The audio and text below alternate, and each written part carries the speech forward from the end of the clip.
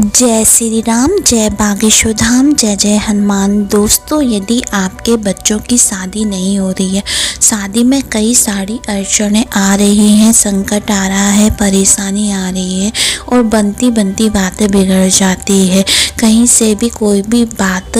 बन नहीं रही है, कोई भी बात टिक नहीं रही है और आपको बहुत ज़्यादा माने दुख में आ जाते हैं, आप टेंशन में आ जाते हैं, डिप्रेशन में आ जाते हैं, माता पिता भी आ जाते हैं। क्योंकि जब बच्चों की शादी नहीं होती है तो माता पिता अपने आप ही इतने टेंशन में आ जाते हैं, क्योंकि हम देखते हैं कि सबकी हो रही है, हमारे बच्चों की क्यों नहीं हो रही है, सब अच्छा है, हमारे बच्चे अच्छे हैं, क्यों नहीं हो रही है, क्या बातें हैं। ठीक है, तो कई तरह की दिक्कतें आती हैं और बच्चे भी बात जब बिगड़ जाती है तो वो भी डिप्रेशन में आ जाते हैं। क्योंकि कई बार ऐसा होता है कि सारी बातें हो जाती हैं, उसके बाद भी कई दिक्कतें आ जाती हैं, छोटी छोटी बातों पर वो हो जाता है, तो इस वजह से आप बहुत ज़्यादा टेंशन में आ जाते हैं। आपने कई सारी पूजा पाठ सब कुछ करके देखा है, तो आज एक छोटा सा उपाय ज़रूर कर लें। बागेश्वर धाम सरकार का ये उपाय बहुत ही ज़्यादा सटीक उपाय है, उन्होंने खुद अपनी कथा में बताया था, तो आप भी करें। यदि आपके बच्चों की शादी में विलम्ब हो रहा है, संकट आ रहा है, परेशानी आ रही है या कोई ग्रह का दोष है, क्योंकि कई वजह होती हैं शादी में लेट होने के लिए, ठीक है, शादी में देर होने के लिए, तो इनमें से सबसे पहले एक तो होता है पितृ दोष। यदि आपके बच्चों पर पितृ दोष है, ठीक है, घर में चल रहा है या आप पे चल रहा है, तो माता पिता का भी चीज़ें बच्चों पर आती हैं, तो इस बात का आप विशेष ध्यान रखना। माता पिता की चीज़ें भी, माता पिता के कर्म भी, अच्छे बुरे सब बच्चों पर आते हैं और बच्चों के भी माता पिता को भोगने पड़ते हैं। तो जब घर में पितृ दोष चलता है तो भी ये चीज़ें आना शुरू हो जाती, कोई भी मांगलिक कार्य नहीं हो सकता है, उसमें देरी ही होगी। ठीक है, दूसरा है यदि बच्चों की कुंडली पर कोई ऐसा ग्रह है बैठा हुआ है तो उसकी दशा यदि अच्छी नहीं चल रही है, उसका क्रूर प्रभाव चल रहा है, तो भी ये चीज़ें होती हैं। या आपके घर में कुल दोष है या किसी ने आपके बच्चों की शादी बांध के रख दी है या फिर कोई टोटका कर दिया है, कोई नकारात्मक ऊर्जा है, तो इन सब वजहों से भी शादी में मांगलिक कार्यों में घर में, मैं नहीं कहती कि शादी में आपके घर में यदि बच्चों की शादी हो भी गई है ना, तो भी मांगलिक कार्यों में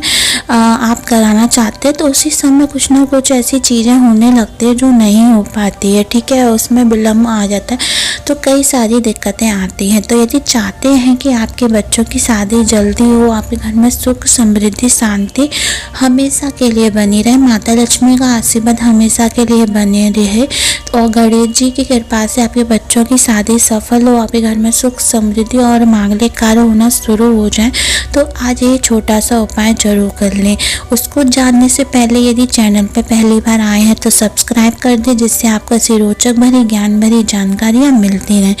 दोस्तों, बस आपको क्या करना है, आपको यदि चाहते हैं ये सब चीज़ें हो तो बस आपको क्या करना है, आपको बुधवार के दिन,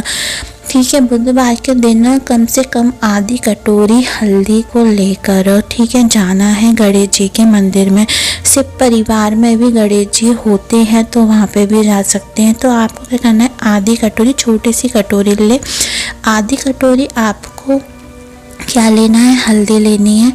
ठीक है, थोड़ी सी आपको दूबा लेनी है जो गणेश जी पर चढ़ती है, दुर्वा, ठीक है, थोड़े से चावल लेने हैं, इन सब, और एक दीपक लेना है घी का। इन सब चीज़ों को लेके गणेश जी के मंदिर में चले जाए बुधवार के दिन सुबह के समय। जाने के बाद सबसे पहले आपको क्या करना है, गणेश जी को हल्दी समर्पित करनी है, उनके चरणों में लगानी है, उनके हाथों पे लगानी है, ये कामना से कि मेरे बच्चों की शादी जल्द से जल्द